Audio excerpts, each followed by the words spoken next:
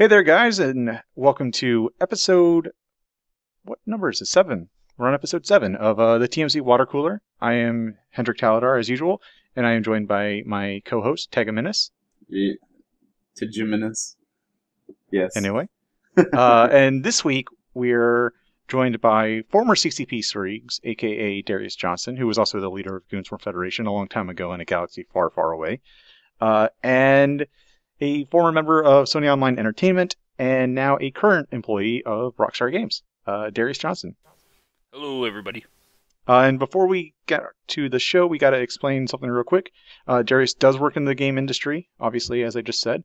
So a lot of what he says is either restricted by NDA, or he just flat out can't say it due to policy, so you won't hear him tearing people apart, as you normally would have before he joined the game industry. So there is a bit of a caveat to having him on this week. But that said, Darius, what have you been playing? I've been playing Diablo 3. I've actually been on the road for 2 weeks. Went to New York and then came down to E3. But most of my time has been basically split between WildStar, Diablo 3, and I played a little bit of Watch Dogs. And you're actually a big fan of like World of Warcraft, right? Yeah, but I haven't. Like, I got into the alpha, but I haven't for the new expansion. But I haven't actually touched it yet. As a matter of fact, which is great because I don't know if there's an NDA either. So if I did, I probably could have just ruined something. As far as I know, there is no NDA because I've seen a lot of people streaming it. Everyone's moving away from that because I think the general consensus is that when you go after people who are violating your NDA, you're really just beating up some like your hardest core customers. So I suspect that you're going to see a lot less of that NDA no streaming stuff forever. And as a World of Warcraft fan, are you seeing a lot of the similarities from Vanilla WoW and WildStar? Because there was a lot of like hype over that. Basically being, well, WildStar was built by about 20 guys from the original World of Warcraft development team. Are you seeing a lot of that similarities with some like minor tweaks here and there? No, I mean, it's clear that they set out to make a completely different game. It's kind of a hybrid between, I guess. I mean, the closest thing would be WoW and for lack of a better term, and one of the more like action combat oriented systems like you saw with Guild Wars 2. Where it's a lot of positional combat, making sure you're in the right place, strafing, rolling, dodging. And then the world itself is really cool. Like, one of the mounts is just a giant hamster ball with a bowl of noodles on top, and it's just got an interesting kind of not taking itself seriously at all vibe going to it. All right. Yeah. And Tegaminis, how are you enjoying your games this week? What have you been playing? So I just recently finished a very old adventure game, called Phantasmagoria 2. I love that game. It's really something special. Is that the one with the actual all the FMV? That was like the first one where they actually used a guy for it all. It was like the first game with sex in it. It was it's the second in the Phantasmagoria series, which uses all FMV stuff and has a lot of sex. And Phantasmagoria 2 in particular has BDSM sex dungeons, mutated monsters, invisible punching hands, and some of the best lines that I have ever heard in any piece of media. Like or sex dungeon. Like see what happens when you waste a great line on a straight guy and stuff like that. Like it's got a bunch of really fun characters, even if the game itself is just bewildering and terrible. But I've also been churning through the Borderlands 2 DLC. Finally, bought it ages ago and never actually played it. And I've been playing around with Tabletop Simulator, which, if any of our listeners are into board games, I very highly recommend getting Tabletop Sim. It's a lot of fun. It replicates the feeling of playing with somebody, especially if you're all in the same like Skype call or Mumble or whatever, very accurately, because it's all physically modeled. So you have stuff like accidentally throwing dice off the table and and there's no like specific rules. Like it doesn't track the rules at all. It all has to be tracked by players, and it's pretty cool. So, but yeah, It sounds very labor intensive. yeah. I mean, it's about as labor intensive as playing a normal board game. Like if you want to play, if you enjoy board games, you will like Tabletop Sim. I'm liking it quite a bit. Like, it's also really great if you're doing telecommuting for like pen and paper games. Like if you want to play D&D or Paranoia or anything like that. Very cool. You can hook up with friends that you haven't seen in a really long time or that are on other sides of the country, whatever, and play some D&D. So it's got a lot of problems, and it is in early access, so I don't know if I'd recommend it.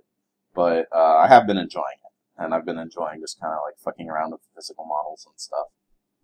So Okay. I have not really had time for video games this past week due to work and a lot of stuff for TMC that I've been doing on the behind the scenes stuff, mostly with video production and getting our live stream stuff going. So basically, I haven't had time to play many games. I did get to try out for a little bit a game called Ultimate General Gettysburg, which is more or less Sid Meier's Gettysburg on crack cocaine because it is really powerful and really tough. The guy who made it did the Darth mod or whatever it was called back in the day for, I believe, Sins of a Solar Empire or something like that. And the dude has just released it, so it's a really good game. If you ever played Sid Meier's Gettysburg and really liked it, it's basically that, but a lot harder, and it's a lot of fun. So anyway, moving on, Darius, you did mention you went to E3, so a lot of what you're going to say is limited, obviously, because you have your own points of view and stuff. But let's talk some E3. First off, what is it like there for those who have never gone? Well, it's an industry event, so in theory, almost everyone there is in some way, shape, or form associated with the game industry. If you work in the industry, you don't pay to get in. So basically, all you have to do is show a pay stub or whatever that you work for X company, you get a free pass. And then you go in, and it's essentially just a giant floor of, anyone who participates in the show. Pitching their wares, generally a lot of journalists and people, it's the show floor is actually usually kind of crowded. A big giant show floors like you would have at any other expo show, but like just thousands upon thousands of people walking around because the Staples Center, the expo center there is immense. A lot of half celebrities wanting to get pictures taken of themselves playing games for their YouTube channels or whatever. And just in general, just an interesting show where you can kind of see and meet and greet anyone you need to talk to in the industry in one place. And then at night there's generally a pretty good party circuit. So half the fun of E3 ends up trying to get yourself into the right parties. I went to E3 last year, and it is if you're going there for work, like if you're doing presentations or especially if you're a journalist, it can be really stressful and very time consuming convention, but it is one of the better places for journalists to get hands on with these games and for industry people to go around and, as Sean said, as Darius said, go around and sort of mix and mingle and network and get into cool parties. And but yeah, it is a working convention as opposed to PAX, which is pretty much all fun for press and the public. So it's more of a corporate-esque version of FanFest you would compare it to, Darius? Because I've only gone to FanFest, so... I guess you could, if you imagine that FanFest wasn't just a bit of spaceship meetings, but you were actually getting pitched by every major video game company on the planet. Yeah, it's obviously there's that. I'd say it's more like the halfway point between PAX and GDC, where yeah, it's very much just like a normal industry convention. It's just a show floor with a bunch of games, and you get to touch things before anyone else for the most part. And like for someone like me, if you're in the industry, what we do is we book a lot of meetings with vendors and things of that nature. So like I go up just because it's somewhere where, you know, every year there's one or two places that a lot of people that I know will be. So it's a really convenient place to schedule meetings because these vendors don't just want to talk to me, they want to talk to other people in the industry, so they can be like, you're going to be at E3, and then they can just get all their meetings out of the way, you know, that day. So let's put it in perspective, because you work security, obviously. People know you from your CCP days, doing anti-botting and, you know, stuff like that. In your roles at E3, when you go there, are you meeting with like various program vendors, or like what type of business meetings are those? I can't really get into that. Oh, okay. Well, Like, there you go. like if somebody else went to E3, they would probably be meeting with, you know, if you're an IT guy, you'd be meeting with, you know, maybe Like Intel or internet, someone. like CDN providers, Okay. or yeah, Intel. You'd meet with people from Nvidia. You know, if you make console games, you might meet with people from Sony. You know, it really just depends on what you do for the Okay. most part. So basically it's a hodgepodge of just meeting different people, trying to meet with one another in the span of about like a week, and get all the meetings that they would normally get out, you know, as quick as possible. Yeah, while at the same time, press is just kind of scrambling to see as much as possible and get copy out the door as fast as possible. So, like for press, I know it's a nightmare, but Yeah, it's very stressful. Like 2 or 3 articles a day is the expected output from most sites, and yeah.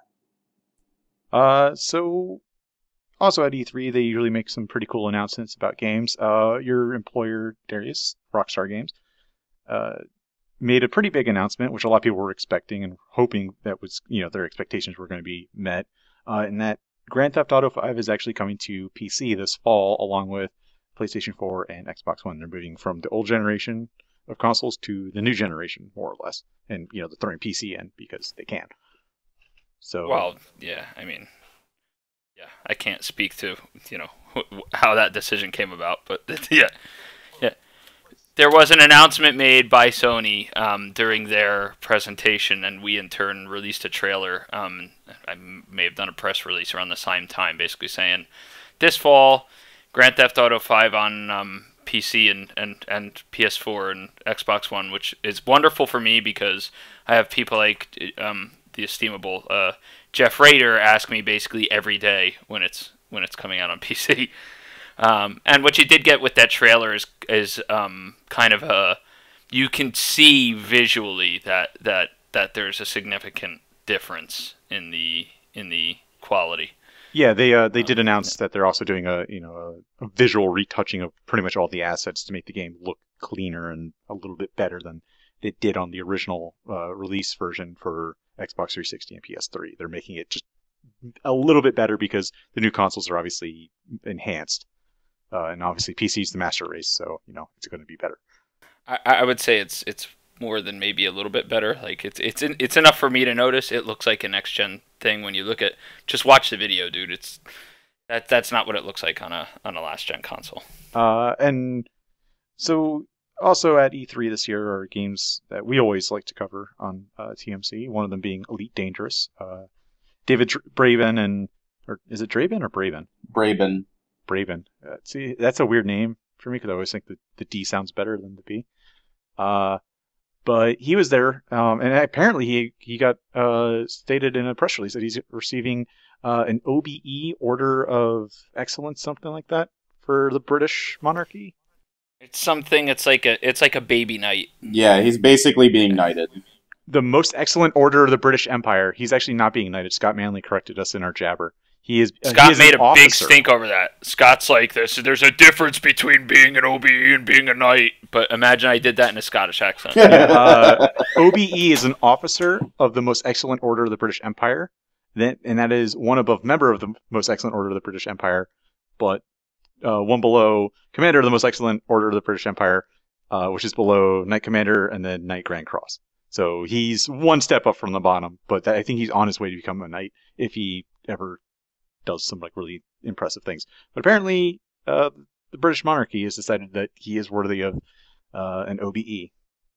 I'm certain that had more to do with his, or maybe not, but I'm pretty sure that a lot of that was related to his work with Raspberry Pi and low cost computing initiatives. Yeah, he apparently there was also people who were doing volunteer presentation work for Elite Dangerous at E3 that Frontier had gotten in touch with or whatever, and we heard this through our jabber from some of our contacts there at E3. That one of the volunteers at the Elite Dangerous booth, which apparently was very large, actually worked for NASA. I saw him in a room. I don't think they had a booth. They had like a presser room, which is a little easier to control. But yeah, there may very well have been a guy there affiliated with that particular space organization. And did you actually get to see the giant Cobra Mark II model or whatever? They had a big model of one of the in-game ships in there. Oh no, I didn't even look there because I'll be honest with you, I was kind of blown away by the game itself. So I was too busy like looking at all the various things that give me wood, basically, that this game was doing. Yeah, let's talk about that because you got to play or at least touch it for the first time, I think, and you haven't bought into the $150 beta, which a lot of people don't like.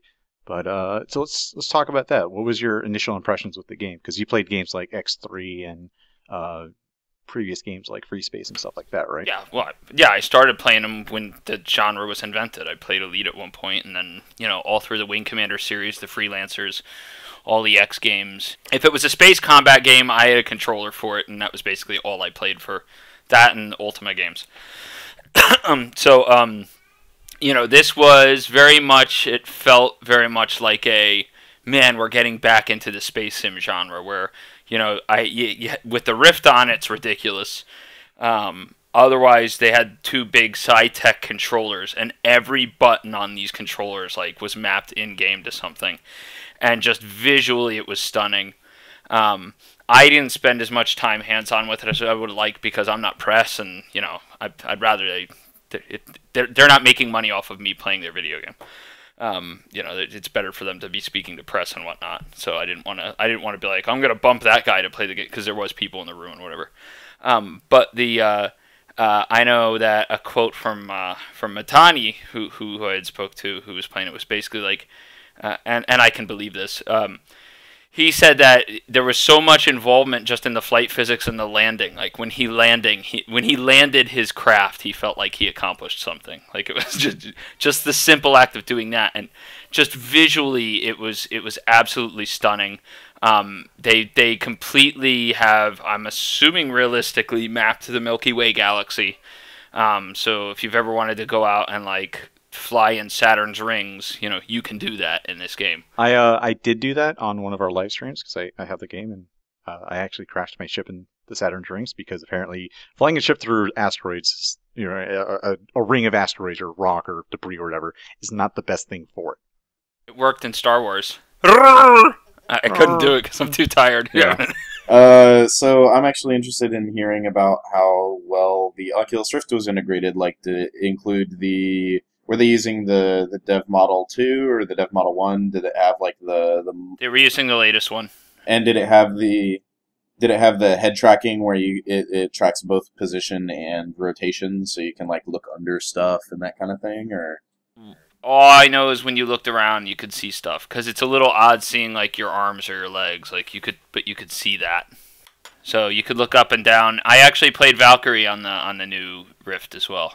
Was that actually? I guess CCP had a small display area, from what I've heard as well. Though it apparently was tucked away somewhere. Right next to this other one, basically. Oh, okay. Yeah, these are little press rooms where basically it's just so that the mob, isn't. You can control access a little easier. And you were at FanFest last year, correct? I was at E3. I was not at the most recent FanFest. I was at the one before. I was talking about FanFest 2013. Whatever the one before this past one was. Okay, so yes, you were there last year when they announced Valkyrie, and having worked at CCP and played early versions and seeing what they're at now, not to get too personal with you and your relationship with them, but you're seeing a market improvement on the game itself from a basic concept to what CCP is trying to go for, correct? That's one of the things is I never played the game before this weekend. Oh, okay. Well, then there. I know. Yep, this weekend was the first time I ever put a Rift on. and it was the first time I ever actually sat down and played Valkyrie. And I was impressed. It was a fun game. I think that some of the differences, if I think through what I think the differences were before, I think it seems like the head trackings, a lot of things are a lot more smoothed out. There's some vocal, and I think maybe a little more. There's room now where you can see where mission-oriented type stuff could come from. And that's the differences I noticed just in the few minutes that I sat down. I only played like a 3-minute match or whatever. Yeah. Okay. So also announced at E3 this year, which kind of got leaked beforehand, was the new Battlefield game called Battlefield Hardline. But what EA and DICE Visceral. And Visceral Games, yeah, well, they are using DICE in some capacity for the game. What EA and Visceral Games and DICE, as I said, were trying to do, they pulled the fast one on everyone and announced the open beta for Battlefield Hardline on PC as well as, I believe, PS4. It would appear so. Yeah, I got into the one on the PC, but I haven't installed it yet. I think I just got the mail yesterday. So I've been playing the PC beta. I got in the day that they announced it. It's it's semi-open. You can sign up for it and you'll get a key at some point. There's actually a little trick to get keys without having to sign up for it, but I'm not gonna talk about it. But anyway, Hardline, it plays a lot like Bad Company 2, except cops and robbers instead of not cops and robbers. If you can sort of imagine like a Payday 2 PvP mode, where there's a ton of cops and also a ton of criminals, and they're all kind of scrambling to get the money and get to the escape van and stuff. It's kind of like that, and I've been enjoying it quite a bit. I really enjoy infantry combat over vehicle stuff, and because it's cops and robbers and it's only 16 on 16, they focus a lot more on like getting into buildings, close quarters combat, and using vehicles more as transport instead of as like big power production kind of things. So I don't know if I'd say that it's a full game. It feels a lot more like an expansion pack than a full game. It feels kind of like Bad Company 2 Vietnam was to Bad Company 2. But yeah, it's good. I think people should try it out if they're interested at all in Battlefield, since it's free, and I've been enjoying it quite a bit. So what do you think, Hendrik? Because you were playing it with me a little bit earlier. So I believe to date, let me pull up my Origin, but I've been enjoying it. I like the comparison that a lot of people make. It's basically Payday PvP, but it's just got that Battlefield, vibe going for it, where it's not just a Payday ripoff or anything like that. It's its own game. It's got its own identity, which is cool. So let's see, how many hours have I played? I don't know about you, but every time I play Payday, it's Payday PvP. Yeah, it's true. I played about 5 hours since I think Monday when it was announced, which actually is a fair bit. I've been enjoying it a lot. A lot of people on the Mumble I hang out on have been playing it a lot. We've figured some cool stuff out. There's some pretty cool things going on. The driving in it is a lot of fun, in my opinion, and a lot of people seem to like it. And I kind of wish they would. I think if they want to do some really cool stuff, they can make a map where it's. Someone was mentioning it earlier today, where they do it on like one of those Dallas highway areas, like the mega highways, where there's lots of areas to drive around, because the driving is just a lot of fun in it, more so than in like Battlefield 4 or Battlefield 3, in my opinion. It's just really cool because you're doing stuff like you feel like you're just like Payday 2. You feel like you're in one of those movies, right? Yeah, and you feel like you're in Heist, and everything has just gone wrong. And it's just become an all-out war. Yeah, and so like you get your buddy to hop in the car with you, and he shoots or kicks out the window, and then like you're doing drifts around corners while your guy's just like spraying bullets out of the side of the car at a bunch of cops, and that's my life, yo. Yeah, you live in Los Angeles, so that makes sense. That's everybody. The streets. Yeah, that's just the LA life, as one of my friends put it. Just an average day in LA where 16 criminals robbed a bank and exactly 16 policemen showed up to respond. Yeah, but I've been enjoying it. I'm not certain if it's the game I would buy. I feel a little burnt on BF4 because BF4 only came out less than a year ago, and they're already announcing a new Battlefield game. I feel a little like, come on. But other than that, I mean, I'll probably end up getting it. It's a lot of fun, so I can't turn down fun, but I kind of feel a little... I'd say I feel a little bitter that BF4 started off to look really good and then just ended up kind of tanking right at the start. And it's back up to a enjoyable state. Like the new carrier modes or whatever that they had kind of imported over from Battlefield 2142, those are just tons of fun in Battlefield 4. But if it had started off that way, things would have been a lot better for the game. And I probably would be more willing to buy a new Battlefield game. But it's also under new developers at Visceral Games, so yeah, and there's definitely a lot of like little things that distinguish it from Battlefield, like a lot of little touches beyond mechanical changes, like the way that Visceral does their gun physics and the gun handling. Hardline is a lot snappier. It feels a little more Call of Duty-esque, like. I'm sure, like, you've played Battlefield 4, you know kind of how, like, the guns sort of spring around, you know? They kind of, like, drift a lot, and then Battlefield Hardline doesn't have that. Battlefield Hardline is, like, literally, you snap to and you snap back, and it's very responsive and rigid. And, yeah, there's a lot of little touches that make it apparent that, like, DICE isn't really involved in this game, except probably providing, like, engine support.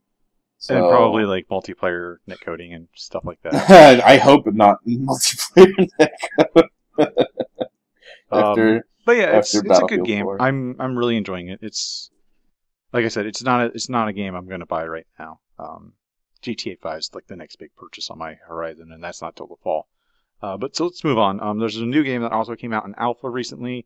A lot of people have been streaming it and posting videos on it, called Destiny, and it's by the guys who made Halo, despite the fact that it's kind of using a lot of the same similar art assets, because I think they're using a lot of the same artists from the Halo series. Bungie are doing a new game for a new publisher, I believe. Activision. Yep. And what's everyone's thoughts on it from what you've seen? I have it and haven't launched it yet, so I can't really talk a lot about it. There's a lot of hype behind it. Bungie's done good work in the past. This might be the first thing they've done that's not a Xbox exclusive. Yeah, which is really cool. Which is probably why Sony led with it, like because that's what during their presser basically. Yeah. From what I've seen, I'm not really too impressed by it. It was a game I was kind of looking forward to, and a lot of people have been saying this is the game that Dust should have been, and all that silly stuff. And it possibly is, but from what I've seen, I wasn't too impressed by the universe and things the players did. It just felt very, I guess, tired and not that interesting. I'm gonna stream it tonight, so I'll get some feel of it. But yeah, we're recording this on Saturday, so I'll probably put a link to the VOD or the on-demand video of Darius streaming it somewhere in our article page, and in the description below the video. What about you, Teg? So I was watching my friend got into the alpha. I'm not in the alpha right now, but one of my friends did get in and was playing it on PS4, and my general impression was it is Halo, but it's also Borderlands. So if you really dig the sort of like combat dynamics of Halo and sort of the general flow, gun physics, general physics, vehicle combat, that kind of thing of Halo, you'll probably like Destiny. And then it also has that Borderlands-esque loot grind where you're just constantly grinding and grinding and grinding for the next legendary, for the next unique, all that kind of stuff.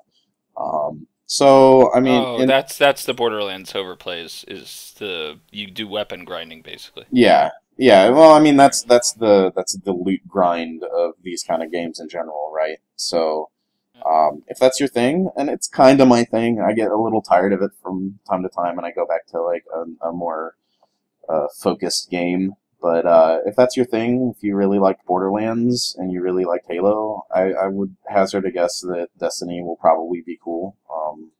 I would be surprised if they don't open up the beta a little bit more. It feels like they're getting it. They said that you could buy into the beta if you pre-order the game. So basically, if you pre-order, you get a beta key. Yeah, right now they're just doing the alpha though. The beta is going to be coming. I think they said September. So right now the alpha is there is no buy-in for the alpha. The only way you can get in is through signups, and I would be surprised if they keep it closed. I think that they're going to expand it a little more because it seems like it's been getting a good response from people. So it's being pegged by them as an early access. I forget how they put it in the actual. When I boot my PS3, I can take a look. But they're basically pinning it as like an early first peek, a sneak peek alpha, basically. Yeah. Whatever the hell that means. So overall, for a game that's set in space, it's a first-person shooter game, and kind of seems to be. It looks interesting in the sense that it's an MMO, FPS, and it does have that Borderlands-esque feel that you're describing, Tech, and since you're editor-in-chief at thebattalion.com, do you think it's a game like we would want to cover as a site, or is it more of a, it's an interesting game, but we're not going to really like get our hopes up about it just yet? We're going to wait till it's actually out and see how it goes. So I think we're definitely going to do a review. I don't know if we're going to do continued features because it's kind of up in the air how detailed it's going to be in its metagame and so on. Because what's the Borderlands metagame, right? It's just grinding. But if Destiny has a more interesting sort of flow to it, you might actually see some features and stuff from us on it. We're definitely doing a review and any interesting news that pops up. But I don't know if we're going to be running, if it's going to be one of our continued coverage games. It all depends on how they approach it. And also, Bungie has expressed a desire for it to turn Destiny from a sort of Borderlands-esque co-op shooter into a sort of MMO shooter. And if they do that and they start running it more like a MMO where there's continued updates and like new features and stuff like that, then we would definitely see continued coverage from us. So, but I would have to imagine to do something like that, it would take a lot of money and effort because they're doing it for not just just PlayStation consoles. They're doing it across four different consoles on 2 different generations. Xbox One, Xbox 360, and PS3, PS4, which are all wildly different from one another, from what I understand. They're wildly different from a hardware perspective, but they're also wildly different from a how you develop on them perspective, and how you would put together something like an MMO FPS on a console where you're already struggling with resources, and where almost 100% of the time the way that's handled is to peer-to-peer it. Would be a little difficult. Yeah, so that's why I feel Destiny has a lot of potential, but it's kind of facing the same issue that Dust 514 had, where it could have been a lot better if it went to PC, and I know Bungie have developed for PC, but it doesn't seem like Bungie and Activision really want to go to PC with this. I think Activision just it's the perennial problem of blaming piracy for poor PC support. Blaming piracy for bad Call of Duty sales on PC when it's more of a problem of not having just basic things that PC users expect. So, I don't know. I would like to see Destiny on PC. I think it would do very well on PC, actually. But from what I've seen visually, it looks gorgeous, and I think the people I was watching doing the alpha streams were on PS4 and maybe PS3, maybe one of the Xboxes, and it looked good, but I was like, man, if this is on PC, my graphics card would look a lot better. So I don't know, I'm getting kind of tired of these, hey, we want to do what a PC does on this system that can't really do what a PC does. The developers trying to do that. It just doesn't feel right, you know what I mean? A lot of people get scared by the openness of the PC system. Cheating is very difficult to deal with on the PC side. Just as difficult to deal with on the last generation consoles, but the new generations haven't been cracked yet. So it's a safer bet right now if you don't want to deal with all the hacking issues to just stay on a current gen console, basically. So do you think that was a major decision, a major? They can't hack us on the console, so we're just gonna stick with consoles. Screw the PC. Well, I don't know if that's what went into there. I don't know if that's why they made that decision. But at the end of the day, a PS4 or an Xbox One is much harder to both steal on and exploit the game environment than on a PC or a PS3 or an Xbox 360. I also think that it's a matter of like sales, right, and how willing they are to make the concessions to the PC audience that we expect.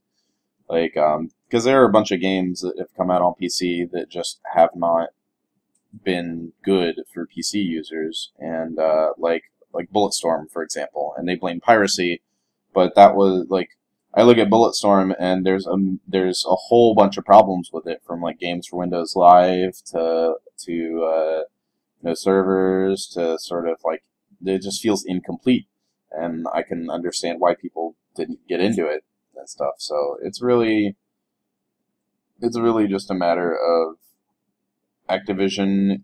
I don't think they want to allocate the resources to developing user interface stuff for mice, for allowing players to sort of fiddle with the settings more. I think they just want to put a game out and then that's it. What's kind of funny is, from what I've seen, because you talked about user interface to be more like a mouse and keyboard interfaces. From what I've seen on one of the streams, when they were trying to change their characters' like outfit, or like to upgrade the items, it looked very much like a mouse and keyboard. Like they were using their right or left thumbstick to like move a cursor item over to another item to highlight it and select it. And I was like, that's what a mouse does. Like, why are you doing it on it? That doesn't make sense to me, at least. But all right, so let's move on from Destiny to another science fiction game, since we do love our sci-fi here at TMC. Civilization Beyond Earth got some new footage and discussion out of it, and there's actually a playable demo at E3 this year. Unfortunately, I don't. From what I've heard, that's what our people on the ground said. I have the same parent company, and I still haven't even looked at it. I'm super pumped about it, and I think that's why I'm purposely trying to keep myself blind, basically. Oh, that's right. Telltale owns 2K, don't they? No, Take-Two owns that's what it is, 2K and Rockstar. Yeah, it was one of the companies that start with a T. I knew that. Mm-hmm. But yeah, that's a game I've been really looking forward to. That's another game, like, I'm not gonna buy a lot of games now. I'm gonna wait till the fall when like GTA 5 and Beyond Earth come out, and I can go, here's $120 of my money just gone, like just to those two games. I'm fine with paying full price day one. Yeah, I'm super pumped about Beyond Earth. I'm not the biggest Civ fan. Like, I really suck at it, but for some reason, like, if I start playing, I'll play all day. Yeah, it's a game that it's basically a board game, and that's what I love about it. And doing that in space is that's just bonus package. What's your take on some of the info we've seen more recently, Teg, about Beyond Earth? So mostly it looks kind of like a Civ 5 mod, which I'm okay with that.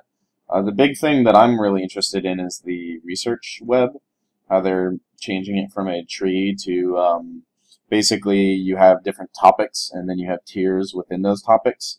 So like I forget exactly here. Hold on, let me bring up a screenshot. They have like you could research the habitation topic, and then it allows you to research a planetary survey and pioneering. So you can do terraforming easier.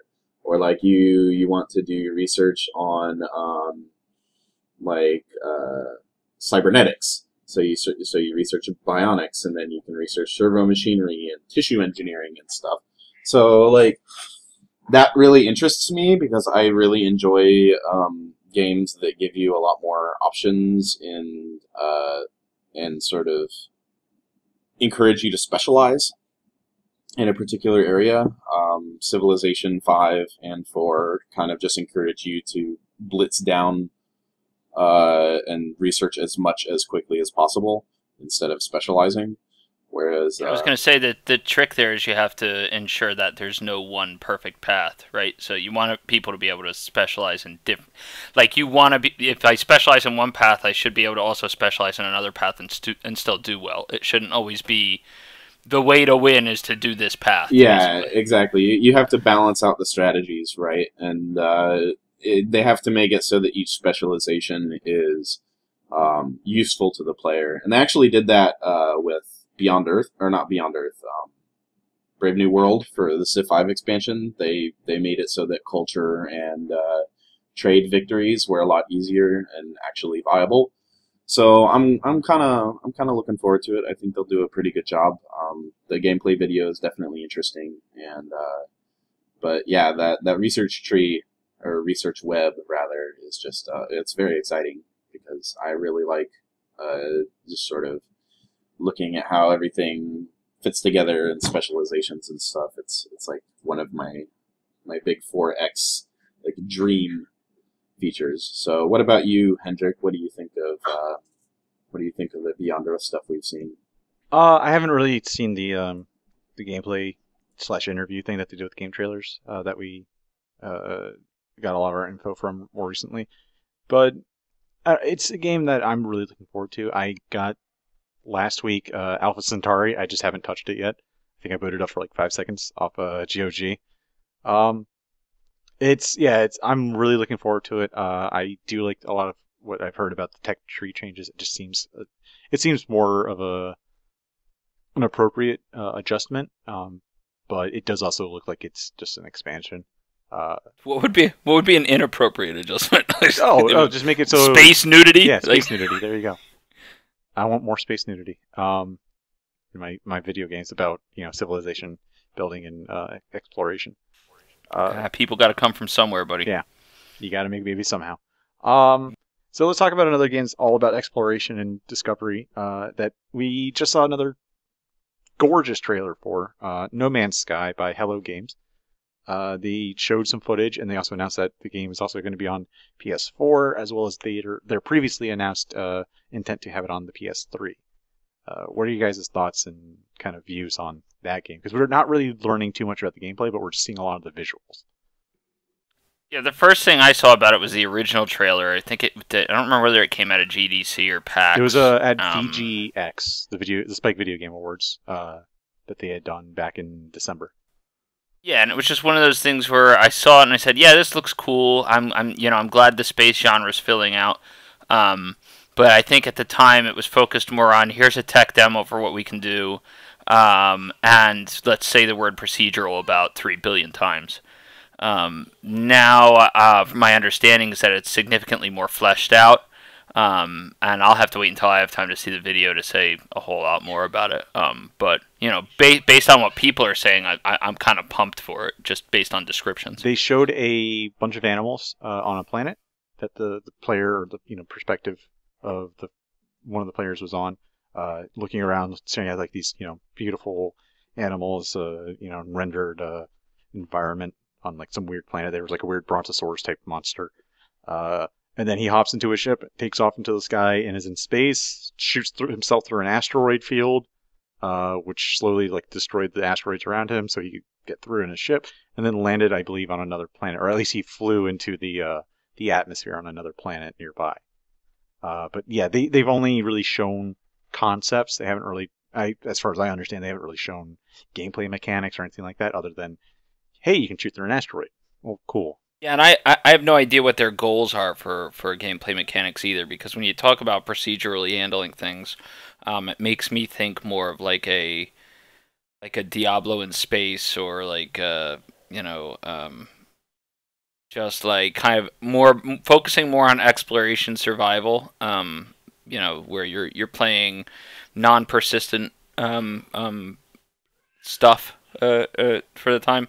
Rather than something that's longer lasting. So I hadn't heard anything about the gameplay at all either. Everyone's just got giant boners over the fact that everything's procedurally generated. It looks good, and it's another space. Basically, you could throw any space game out there right now, and people will just be like, "Yay!" So not to take away from what they've done, it's just we've been in the wilderness for so long that all of a sudden there's like 3 or 4 major titles coming out there in space, and it's like the reconnaissance, but with space. Well, I mean, it is good that we're finally getting away from World War II shooters. Modern shooters more. Let's be honest. Well, it went from World War II shooters to modern shooters, and now we're just going to space shooters. Yeah, it's I'm actually we definitely are in kind of a space sim renaissance, aren't we? Where it's like what we got: Elite Dangerous, Star Citizen. Limit Theory, Kinetic Void, Drifter, Space Pirates and Zombies 2, No Man's Sky. Like, you can't like walk down the proverbial street without running into a space sim these days. And yeah, either a 4X or a full blown. Like, we're not just in the 4X stuff that never quite went away, but was still like, it did get a little quiet for a while. But now we're getting back into the I'm sitting in a cockpit, I need to buy a $500 joystick to play this game type thing. I'm not gonna buy a $500 joystick. You could, Darius. But look, if my desk isn't like the actual cockpit in the game, then it's not worth playing. then you failed in your duty as a game player. Darius, can I interest you in a video game by a man known as Chris Roberts? Because a lot of people who bought into that game are doing that entire cockpit setup. Nah, it's alright. I'm not one of those dudes who's like, I knew these dudes at one point who would buy, like, they're into flight sims. And, like I don't want to hate on flight sims in general. It sounds like a perfectly fun way to pass some time. But, like, it would be like Saturday. And I'd be like, what are you doing this Saturday? I'm flying from New Jersey to Miami. And dude would literally, like, pop in front of his computer with his friggin' joystick controls and his foot pedals or whatever, and spend hours just fake flying. Not shooting anything, not, meeting new civilizations, just flying a shitty little plane from New Jersey to Miami in real time, basically. Yeah, these people are crazy. So I'm not going that far. At least I want to blow things up. Yeah. But so it's kind of nice to see a lot of these games. One of the games that we're going to talk about next, Star Citizen, had some displays going on at E3, and they also announced the winner of their online shipbuilding insert it into our game engine competition called The Next Great Starship. So let's talk about their E3 presentations first before we discuss TNGS. Teg, you saw the presentation of Star Citizen? On the Horizon, during the Horizon conference? Oh, yeah. Chris Roberts doesn't know how to play his own game, which is a little concerning. Well, it's also a little concerning because, like, designers don't have to be good at their own games, but they should generally not be terrible at them. And people are talking about how it's Chris Roberts' vision, and Chris Roberts is a genius designer at Space Sim stuff. He cannot play his game for shit. Like, he is... Both times that we've seen him play Star Citizen, he's just been so bad at it. And I think that it's a matter of... I was talking in the comment section about this over the announcement for Star Citizen entering the dogfighting alpha, where well, it's pre-alpha, not alpha. It's whatever. 1.0 is the alpha. It's in 0.8. That's just a semantics distinction some people really want to make. So semantics. Put that out semantics. There. Anyway, he's very, and you kind of see this in like his general, like Scott Manley and I were talking about this earlier. Chris Roberts puts a lot of emphasis on immersion over entertainment, which would be okay if there was something to be immersed in. But from what we've seen of Star Citizen and what we've played of Star Citizen, it has some pretty significant problems with like its physics, its sound design, its accessibility, and you can make excuses for it being an alpha and stuff, but I really don't think it's an alpha problem. I think that it's a Chris Roberts problem. And the presentation that he did at E3 is kind of like, it's a great way to, like, you can just point somebody at that and go like, this is Star Citizen because it looks good. Oh my god, that game looks amazing. Like, it is a beautiful game. Like, to their credit, they have made probably the best looking space game I have ever seen. Have you seen Elite? I've pretty darn I've good. seen Elite. Elite does look very good. And I'm not saying it's not. I'm not dumping on Star Citizen. I haven't even seen it. I'm just saying I was blown away by how good Elite Dangerous is definitely a very good looking game. Star Citizen puts more effort into making the environments interesting looking, whereas Elite Dangerous, because it's procedurally generated, does basically more like standard sort of cool space environments. Whereas the stuff that we've seen out of dogfighting The dogfighting module are definitely a lot more like high concept sci-fi sort of environments instead of the relatively like normal looking Elite Dangerous. Not to say that Elite Dangerous is not. Yeah, well, we also it's not the boring Milky Way. It's magical spaceland that has burning gases everywhere and cool explosions. The best way to describe it was the dogfighting module is just a lot of sci-fi tropes thrown in that makes nerds gush with like happiness, whereas Elite Dangerous is more, this is what this galaxy is really like. And Star Citizen is more of a, this is what the galaxy could be like. You know, that sort of thing. Like, that's a big distinction between the two. Yeah, it's a big distinction between realistic space and movie space. And Star Citizen is very movie space. It's a kind of like, it's a kind of thing that you'd see in like Star Trek, where there's like cool nebula or Wing Commander, like cool nebulas and explosions and stuff. So like the presentation was very beautiful and looked very fluid, but and this is the caveat. The physics looked completely wonky, and this is in line with what we've both seen and played. And in general, like Chris Roberts had a awful time trying to play the game, and it just did not like you just watch that presentation and the game looks beautiful, but it doesn't look engaging, and there's kind of a problem. There's like a disconnect there because he's making a game that he's not making an art game, right? He's not making a game that the main purpose is to be beautiful. He's making a game that is about flying around and shooting people in space. So he needs to hammer, like he needs to get that hammered down and fixed before he can really focus on the stuff that I know that Chris Roberts likes to do, which is presentation. And he definitely does not have an eye for design, and it kind of shows both in that presentation and in what we can play. So, did either of you watch the presentation for Horizon? I didn't watch the presentation for Horizon. I did see his GameSpot presentation, which it could be the same thing. It may not. I don't remember. But he was on GameSpot's live stream, and I watched that. And he had problems flying around, but I think he was also having an issue just talking while he was flying. Like there might be like he can't pat his head while rubbing his tummy at the same time, like that sort of thing. But visually it looks good. But from what I've seen of gameplay wise from the developers, not looking at what fans have done, but what the developers have done, it's kind of silly that they can't play their own game. Like I always thought that was kind of funny, not in like a mean way, just more of a, oh, okay, that's an interesting take on things. You know. Well, I think it really does depend on who the developers are, though. I mean, you may not have the guy in the room who designed the flight mechanics, right? And I mean, that's a good thing and a bad thing. You want the guy who's best at playing your game, playing it in front of people. Yeah.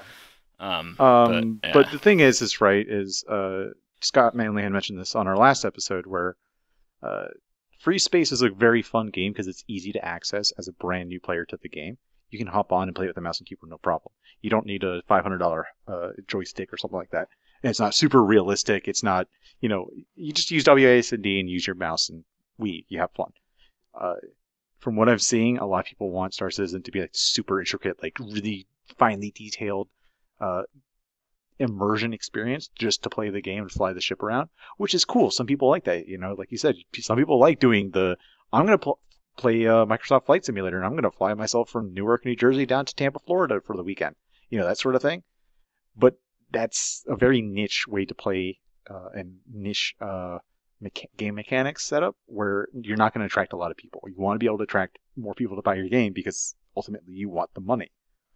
And well, what they should do is they should each just donate $50 to the Kickstarter, because from what I've read on the internet, donating $50 to Star Citizen makes you an expert on game design. So if they want to clean this stuff up, all they got to do is donate a little money, and they will essentially become omnipotent. But yeah, I mean, so the thing is from what I'm understanding, the controls are not good right now. Obviously, that's subject to change because it is in quote unquote pre-alpha, even though, let's be honest, it's kind of in an alpha state. It's more of an alpha state than some other games out there. But I don't know.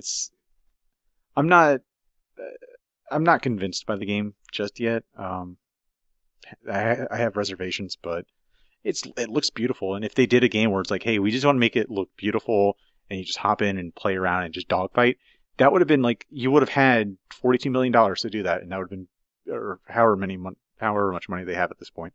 And that would have been cool. And like you could have made this great, really deep, like intricate tech system or whatever, kind of like on what Eve does or whatever, with how deep the meta goes into like your ship fittings. But they want to do like everything.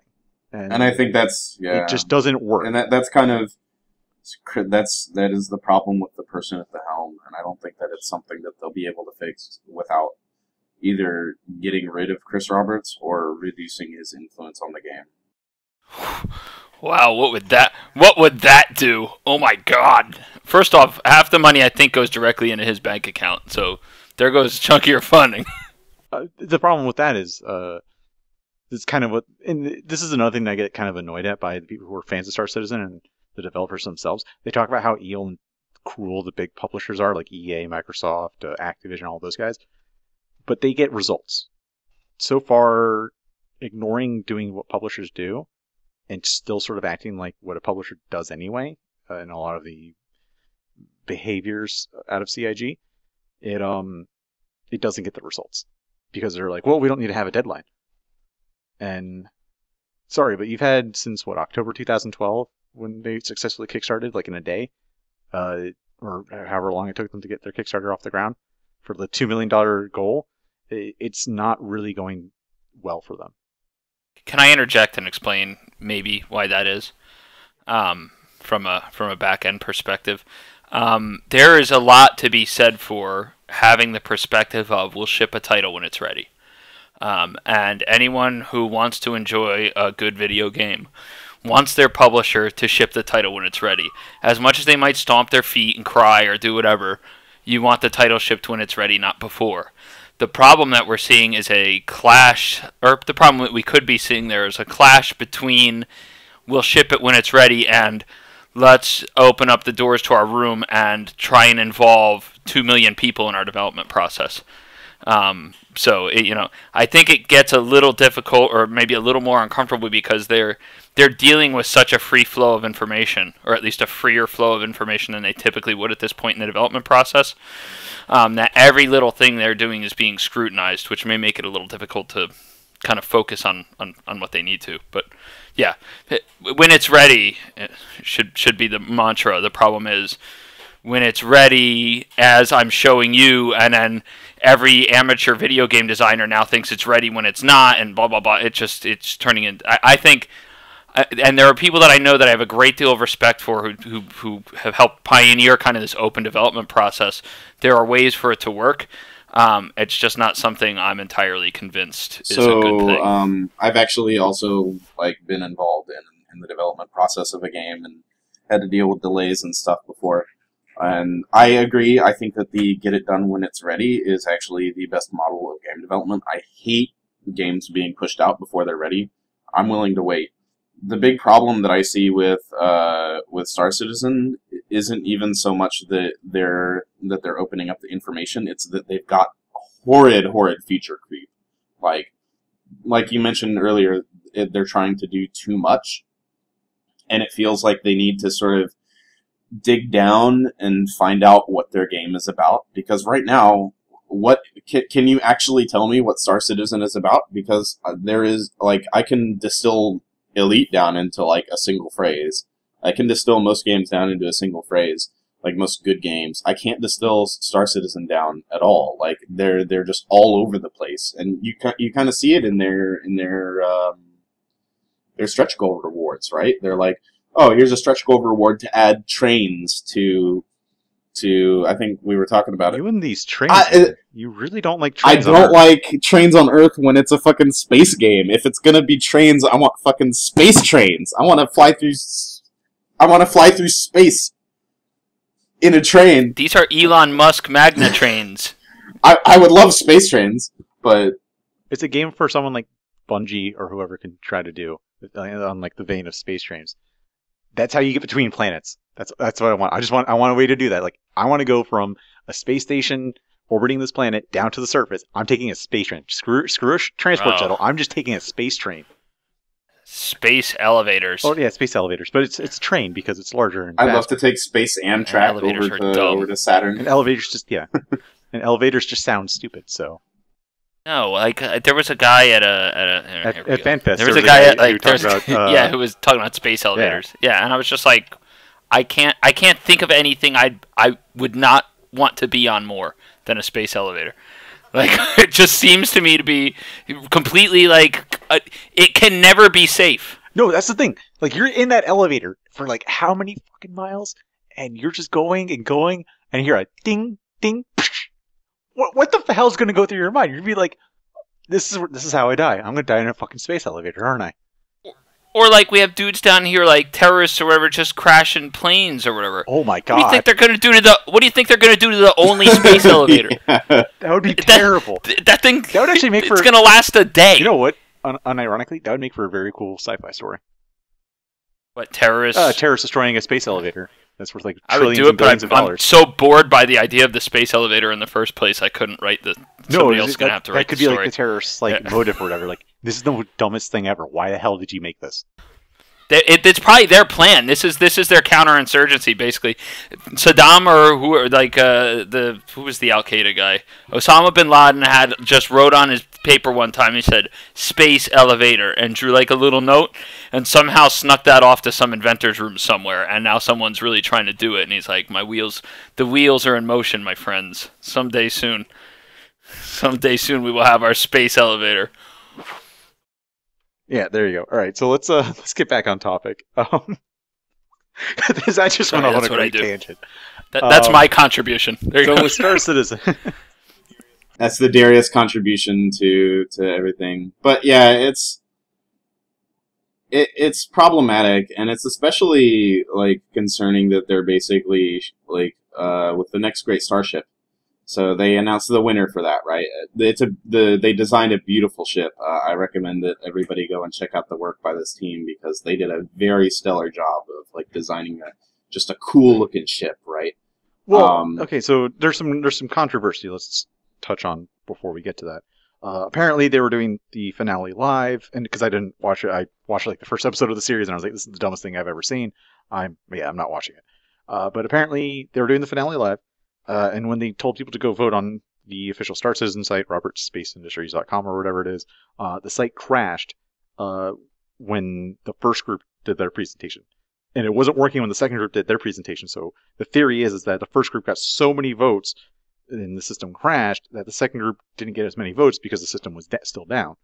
Now, whether or not that's actually accurate or not, it's up to CIG to prove or confirm. But it just seemed like a lot of the show seemed very haphazard and not properly thought through in terms of a show. They couldn't decide on a format. Take a look at us. Yeah, and from what I understand, like, again, because I didn't watch it, but from what I've seen a lot of people posting on various forums or whatever, their take on what CIG and the judges were saying and what the CIG and the judges were telling the designer teams or whatever, they were like two different things. Like, we don't want more of this. But then they just approved a ship that did exactly what they didn't want more of. Well, and if one of your concerns is griping about like the just the quality of the production or whatever, I can tell you from experience, like especially doing a live production is difficult to do. These guys may just not have a lot of experience doing that. I didn't see it, so I don't have an opinion one way or another. Oh yeah, and you work on that shit, so. Yeah, I've done live television, and I understand it's very difficult to do. Like, live TV is a hell of a lot harder than taped TV. That's kind of a reason why I don't see a lot of live TV shows outside of specific types of formats, such as news. And even then, doing news live is pretty much a pain in the ass at times. But at the same time, like, if you're doing a live finale, whatever, or a live stream of a finale, which, a lot of video game people are trying to do now. You have live esports events and stuff like that. And you don't have a proper system set up. Like, why couldn't they have waited for the two teams to present and then tell people to vote? Why do you vote after the first team and then after the second team? Like, that just doesn't make sense in a it crashed, right? Sense, you know what I mean? So they probably knew they didn't have the capacity to deal with the flood of voting, so they thought they'd spread it out by having people vote twice. Yeah. Possibly. That's my conspiracy theory. that I didn't give it all. Yeah. But again, it's one of those things where it just felt like CIG and whoever produced the live event didn't really think things through. And maybe that's like a trait I've seen out of CIG lately, or I'd like to harp on about them, but it's just another, like, you just kind of sit there and sigh and go, man, come on now. I really want Star Citizen to do well. Like, that's the big thing. I want it to do really well as well. Like, I'm looking forward to the game. I really like space games. But everything I've seen so far has just been like, you're not really worth all the hype I'm seeing people give you. Other than, like, visually the game looks beautiful, so I'm cool with that.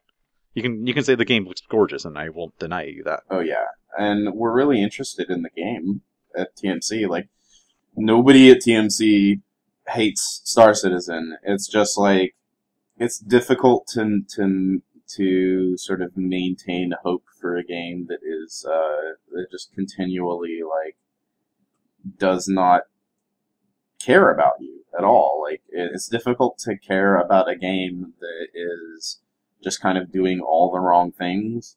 And so, like, we're doing criticism of Star Citizen from, like, enthusiasts of this kind of game and enthusiasts of like, just Chris Roberts games in general and Space Sims in general.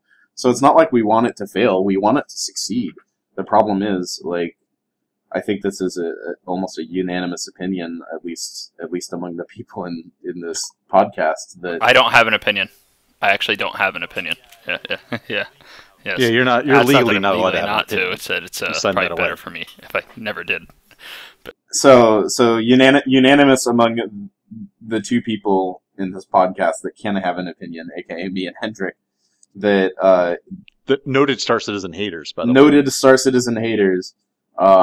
That, and I'd like it to be on the record that Freelancer is one of my favorite games. I love Freelancer. It's a really entertaining game. I don't even know how many hours I put into it, but it's just, they keep fucking up.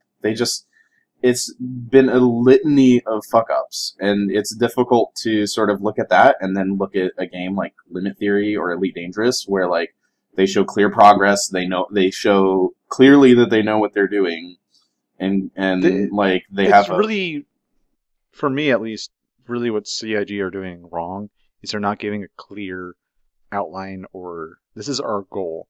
They're not clearly stating what they're setting out to accomplish, other than, we're going to set out and make the greatest space game ever, and we're just going to prove big publishers wrong. Cool, do that. I love that. Just tell me more about how you're doing it. That may very well have been their entire vision. But what they laid out may very well have been, we're going to make the greatest space game ever that does everything, in kind of a Derek Smart kind of way. Yeah. So, like, Chris Roberts is just, like, really drunk at a bar with Eric Peterson or whoever, Wingman. I forget Wingman's last name, but it's Eric something. The guy who runs the Austin office. They're just drunk in LA, and Chris Roberts is like, I'll tell you, we're going to make the best space game ever. And Eric's like, yes, let's do that. And that's it. That's the whole conversation. And now there's a napkin, and that's all the Kickstarter. That's all the Kickstarter flex goals.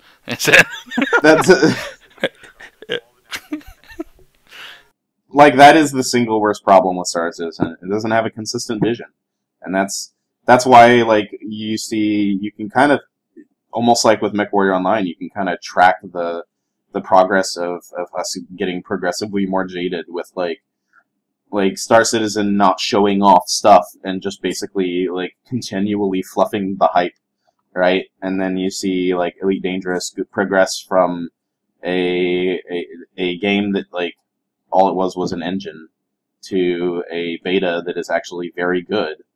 Or you see, like Limit Theory. Can I do the devil's advocate thing again for a second? And just say that with all these other games that I actually don't mind, a lot of the early alpha type stuff that are getting kickstarted, there's very few people who were as ambitious as Star Citizen was, even going out the gates. And it may be that we're going to learn that the idea that we can kind of kick the traditional publishing model in the balls and develop doesn't work when you have a game that requires a 5 to 7 year development cycle. People may not have the patience to ride out, because when they started the Kickstarter, they had literally nothing but that napkin, or whatever, the metaphorical napkin. So it may very well be that the lesson we learn from this in the future when people open up a time capsule is that, video game design out in the open doesn't lend itself to very long, extended development cycles. You have to be very clear and concise. You can do small things. It may just be that we just don't have the patience for this kind of things it takes to make a large AAA world-class type title, which takes years and years and years. I'm going to interject and say that we've just spent 20 minutes with the two of you bashing Star Citizen, so we might want to move on to something else.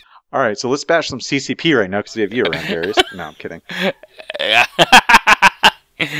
Star Citizen is just something that you could discuss forever, honestly. There's just so much stuff. Well, if we're going to talk about alphas that I enjoyed, that I went into that wasn't feature complete, but I went into it knowing it wasn't feature complete and still had a hell of a good time. The fucking Stomping Lands, man. Yeah, have you played that with Jeff Rader yet, or like people on OG Mumble? Because that's an whole new experience. You were playing with us the one night. Yeah, and that was when we did on the stealth mission, and Jeff was roping people through the bushes and dragging them back when we killed that whole village or whatever. It's basically like Rust, so you're talking about, so the people understand what this wonderful game is. It's Turok versus Daisy or Rust. That's basically it. It's Daisy with dinosaurs instead of zombies. Like, you're a prehistoric, nothing dude with a spear, and there's crafting like Rust. And you basically just build your little village and team up with people, and your goal is basically just to survive and then tame and ride dinosaurs and do all kinds of cool shit. And that's an example of, hey, here's an unfinished product that, like Rust was, actually. Rust is very similar. Here's an unfinished product that's nowhere near feature complete. There's a lot of stuff that's got to go into it. And you know what? I enjoy it in the state that it's in right now, and I'm looking forward to what it's going to turn into. Which isn't what I hear about some of this other stuff, so... Well, a lot of that is the developers, at least for Stomping Land, who is it, Crit Damage or Critical Hit or something like that? It's Crit something. Super Crit. Super Crit, that's who it is. For Stomping Land and Face Punch Games, who are like Gary from Gary's Mod and his crew doing Rust, they have a stated goal. They're clear about what their goal is, clear about how they're trying to get there, and they're like, we're updating it, we're giving you all the info that we can at the appropriate time. Star Citizen just is like, well, we're going to do this, and we're going to do this. And they're kind of just bouncing all over the place. And I think it's two different philosophies in how you approach a project. And one's kind of winning out in terms of enjoyment, and the other one's starting to get old real fast. The Kickstarter model, too, has built a legion of entitled millennials who think that they, like the world owes me because now I've invested in your company. And it's just... Well, see, here's the funny thing. The Stomping Land was a Kickstarter title. Oh, I bought it on Greenlight, so I didn't even know. Right. But it started off as the reason why they could get onto Greenlight and get to the state that they're at was Kickstarter. And then they were like, hey, we're ready to go to Steam now, so we're going to put it on Steam, and we're going to get money through that. And you see, it's a smaller team. I don't remember how many specific people it is, but it's a smaller group of guys who are developing this, and they're like, we have a clear vision. We basically want to make a survival game with dinosaurs. Do you know what another game is really good that's a survival-based alpha? It's also on Steam. It's been in the top sellers for like the past week, past 2 weeks. The Forest. I haven't even heard of it. The Forest is really good. It's a horror game. I don't like horror games. It's a survival. It is it's not multiplayer like Stomping Lands, but it is a single-player permadeath survival game where your goal is to survive in a forest full of cannibalistic mutant people after your plane crashes for as long as possible. And you do stuff like build shelters and like do crafting of materials and like tame animals and hunt and do a bunch of stuff. And it's got bugs and problems, but it is also like it's very clear what they want you to feel when playing the game and kind of like how they want you to progress and sort of how you're supposed to be enjoying the game. Like it's very clear what sort of thing they want out of you, and it's very, very good. It also does that same sort of like day-night cycle that you see in games like Rust and DayZ, where like during the day you're gathering materials and stuff, and then during the night you're like setting up defenses and trying to protect yourself and that kind of thing. So the open alpha model is definitely something that's possible, especially for like more ambitious games that are like Stomping Lands. So yeah, but I think again it's the philosophy of the designers and the studio involved rather than the actual game itself. Well, yeah, and Stomping You know what I Lands, mean? Stomping Lands isn't saying I want to be everything every dinosaur game ever could be. They actually are pretty limited on the number of dinosaurs they actually want to include in the game because they're like, we can't do that many. Like, we want to do 15 dinosaurs total, and then we're just going to constantly update and tweak them. And that's a kind of like, it's setting the bar a bit low, but they're also a small company, and they're setting it within a reasonable, like, we're going to try to shoot for here. We're probably going to make it, most likely. But we're gonna stay at a comfortable spot, and then from there we can go to something else. Well, and let's not and not act like setting goals and achieving them is some esoteric thing nobody does. Like, this is just how business has been done for centuries. Like, you set goals and you achieve them. It's like breathing. It's a pretty basic thing that you should be doing as a business. Yeah, I think what we're seeing with Star Citizen is just like how problematic development can be when you don't have like that focus, when you're just kind of all over the place. So, but I think we've run a little bit long, so I think it's about time for us to call it. So thanks for joining us, Darius. Yeah. We would love to have you on again because you're always an entertaining fella. Thank you. And I will be here. Yeah, as always, thanks for setting it up, Hendrik, and getting all the topics in place. And to you, the viewers, we will see you next week. So, see everybody later. Bye.